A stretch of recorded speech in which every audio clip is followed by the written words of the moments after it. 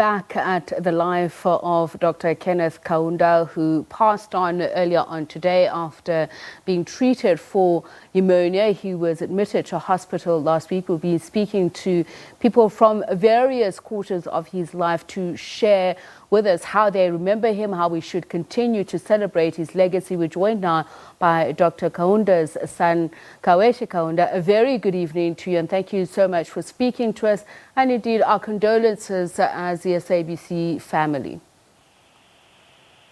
Thank you very much to all of you there for your words and your prayers. I appreciate it, and I think the family, on behalf of them as well, we appreciate it. Thank you very much. I mean, I'm sure it goes without saying that it is a sad day, that you have been, in a way, preparing for this day. But I believe that your family has dubbed you as a storyteller of the family, and I'm going to continue along those lines and say, please just share with us the last couple of days, the last couple of moments that help you remember your father fondly. Yes, of course. I, for one person who lives near him, or lived near him, and most of the time, of all the members of the family, I'm the one who was with him, and even in his later years, when he traveled, I'm the one who traveled with him. So obviously, I'm sure there are some things which I will be imparting to my brothers and sisters and the rest of the family about our conversations that we had over the last couple of years, that where I spent most of my time with him. And what were his thoughts in the latter part of his years? What was the thing that most occupied him? I know he had a great love for Zambia, obviously a great love for Africa as well, but some of the teachings that he imparted to you, that only your father can do that, only Dr. Kenneth Kaunda. Well, what I can say is that in his later years, his connection to the Almighty became much, much stronger. And most of the times when people would come to visit him, they would never leave without his blessings, and his words were always the same. Love God, your Creator, with all your heart, all your soul, all your mind, in all you think, say, and do. And those who saw him in the later years and later days will remember that that's were always his parting words to whoever came to visit him. And his illness, I'm sure it would have touched him a lot, the fact that there were a lot of people, not only in Zambia, but across the continent, who were praying for him. He was still lucid, I know that, but I know there were instances where age was getting the better of him. But just share with us just the sentiment that he had towards the people of Africa, the fact that they still held him in such high esteem as a teacher, as a father. He was always concerned about the welfare of the fellow human beings. That never, ever went away from him, whether he was meeting people on the streets or whether he was watching the news and something that was affecting people's lives was being talked about. He always felt that maybe there's something he should say or make a comment about. We have to just slow him down most of the times and tell him, look, Dad, you've done your part. Let those who you've left untaught to do this work continue with it. But he never let go in terms of thinking that there's something somewhere that he could contribute to the betterment of his fellow persons. We were speaking to Isaac Nkama earlier on, who was just describing how your father, the old man, as you called him, was strict, and he was a very regimented person. One of the things you've said in the past as well is that he had a lot of achievements, but never did them for recognition. When did you start realizing this? That he was an important, impactful icon, liberation struggle icon, but that he was very nonchalant about the recognition that came with it? Well, for some of us, the realization of how people saw him would come when we left the country. For example, each time I was in South Africa and I take a visit to Soweto, and the masses there were sitting with some friends or something, and if somebody would identify me as being a son, the words, the kind words that would come forth, that's where you start to remember is that actually this old man is not looked at the same way as I do, as just my father. It's times like that you realize that people looked at him in a different way, and that they looked to him for a lot of things that happened, and were grateful to him. Just today, when the news went, one of my closest friends, who had never said this to me before, we were at school together, and he went to university with us and everything. But today he was in tears and saying, look, I've never told you this, but for me, I would have been absolutely nothing without your father. So it's times like that you start thinking, wait a minute, actually, people do see this man or saw this man in a different light. And his relationship then with his grandchildren, and as the years went by, just share with us then how they then related to him. As you always said that you just saw him as a father who was God-loving, God-fearing, loved the people of Zambia. How were his grandchildren able to relate to him and the one Zambia that he was preaching for?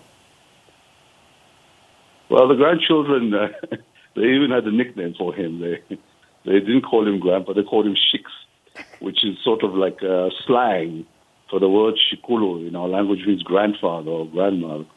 So they had that nickname for him. So they never called him by what normally children would call their grandfathers. So they were very close to him. He was their friend. And, sometimes other members of the family would come and say, no, how could the children behave like that to them? I said, look, he's their grandfather, and he treats them like their friends. So that's how they related to him, as their friend. It wasn't like, this big man who was this or that or that. To them, he was just their friend. It was interesting just speaking to some former ministers who served under him there in Zambia. The shock was so palpable, and they almost felt pretty beaten. The legacy that he leaves behind is obviously quite huge. Was he still talking about some of these things? Some of them were quite disappointing, but as we heard from Mr. Ngama earlier on, that he was not the kind of person who would criticize. He would rather celebrate that which is good. Yes, he was like that. And I remember a few countries, I won't mention where, and they would want to come and give him some sort of gratitude for his work in material things, and he would always turn it down. And he would say, look, if I'd wanted material things, I would have got them in another way. I would not have gone into the service of serving my fellow man and woman because of material gains.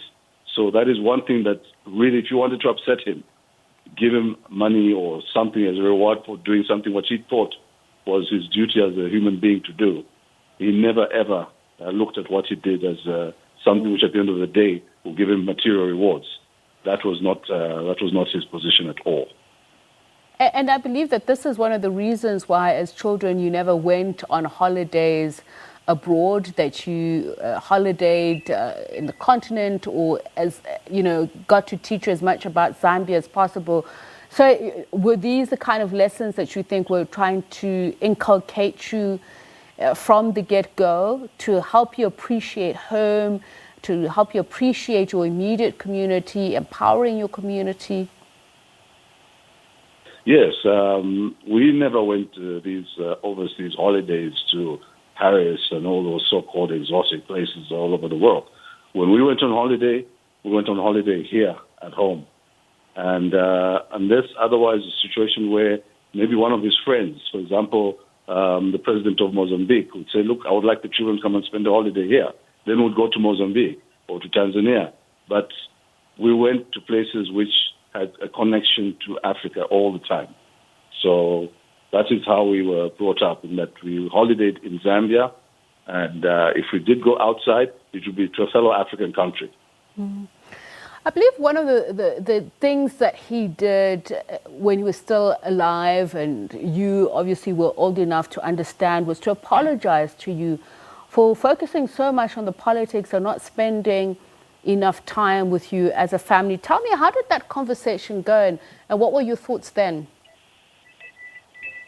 Well, he tried to, as much as possible, to make up for spending more time in his office and working with the work that was in front of him than with his family. That is where the holidays came in.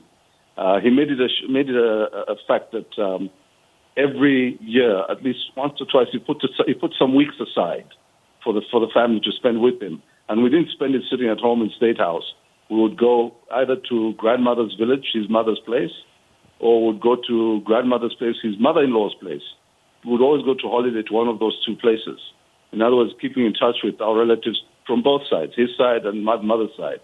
So that is what they brought up us getting to know. So we didn't grow up in State House, and those relatives of ours are there, and that's it.